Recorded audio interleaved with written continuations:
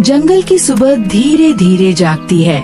धूप पेड़ों की पत्तियों से छनकर जमीन पर गिरती है। चिड़िया एक दूसरे को आवाज देती हैं और दूर दूर तक हरियाली चमक रही होती है। दाबू भालू अपनी झोपड़ी के बाहर बैठकर गहरी सांस लेता है।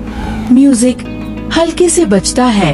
तभी लूलू दौड़ती हुई आती है, कभी दाएं तो कभी बाएं, कभी रुककर फूल सूंघती है और कभी तितली के पीछे भागती है।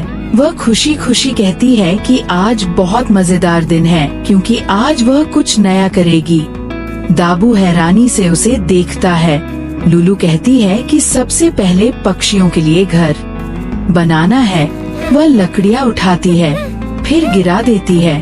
रस्सी बांधने की कोशिश करती है, लेकिन रस्सी खुद ही उसके हाथों में उलझ जाती है। हंसी घोंसला बंद हो जाता है, लेकिन थोड़ा टेढ़ा होता है। लूलू उसके चारों ओर घूम घूम कर देखती है और कहती है कि ये दुनिया का सबसे सुंदर घोंसला है। उसी पल छोटा सा पक्षी चीकू उड़कर आता है। पहले इधर देखता है, फिर उधर, और धीरे से घोंसले पर बैठ जाता है। तालियां। लूलू खुशी में ताली बजाती है और उसे पकड़ने दौड़ती है, लेकिन दाबू हाथ के इशारे से मना करता है।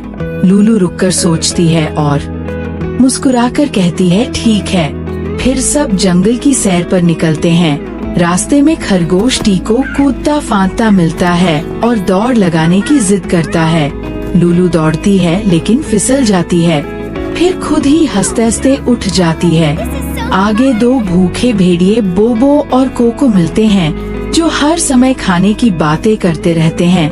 कभी केक मांगते हैं, कभी शहद और कभी गाजर। लूलू कहती है सब मिलेगा, लेकिन पहले खेल।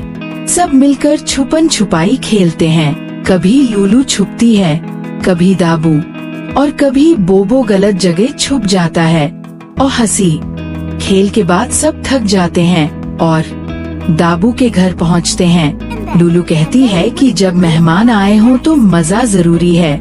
दाबू थोड़ी झिझक के साथ छोटी छोटी चालें दिखाता है। गेंद उछालता है, कुर्सी घुमाता है और खुद ही संतुलन खो बैठता है। म्यूजिक। तालियां। लूलू हंसते हंसते दोहरी हो जाती है।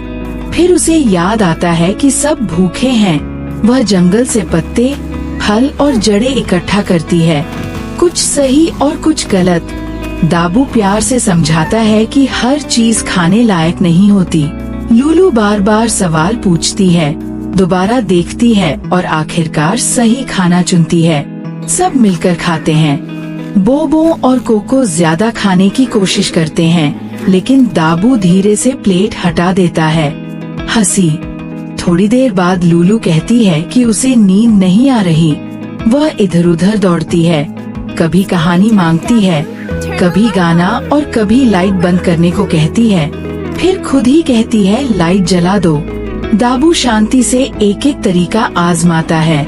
गरम कंबल, धीमी आवाज, सन्नाटा, लेकिन खुद ही ऊँघते ऊँघते नींद में चलने लगता है। लूलू डरकर चिल्लाती है। सारे जानवर घबरा जाते हैं। तभी दाबू एक मीठी सी लोरी बजाता है। लूलू की आंखें भारी होने लगती हैं। वह धीरे धीरे सो जाती है। अगली सुबह लूलू जोश में उठती है और मशरूम ढूंढने का प्लान बनाती है। सब झाड़ियों में देखते हैं, पत्थरों के नीचे झांकते हैं, लेकिन कुछ नहीं मिलता। लूलू कहती है कि बारिश के बिना मशरूम नहीं उगते। वह बारिश को बुलाने के लिए गाना गाती है। म्यूजिक। पहली बार कुछ नहीं होता, दूसरी बार वह जोर से गाती है, तीसरी बार सारे जानवर साथ गाते हैं। अचानक बादल घिर आते हैं, हल्की बूंदें गिरती हैं और फिर तेज बारिश शुरू हो जाती है। तालियां। जमीन से मशरूम निकल आते हैं। सब खुशी से नाचने लगते हैं। लूलू बारिश में घूम घूम कर नाचती है और कहती है कि उसे बारिश से बहुत प्यार है। दाबू छतरी खोलने की कोशिश करता है, लेकिन खुद भीग जाता है। सब उसकी हालत देखकर हंस पड़ते हैं। उसी खुशी में लूलू को याद आता है कि दाबू का जन्मदिन है।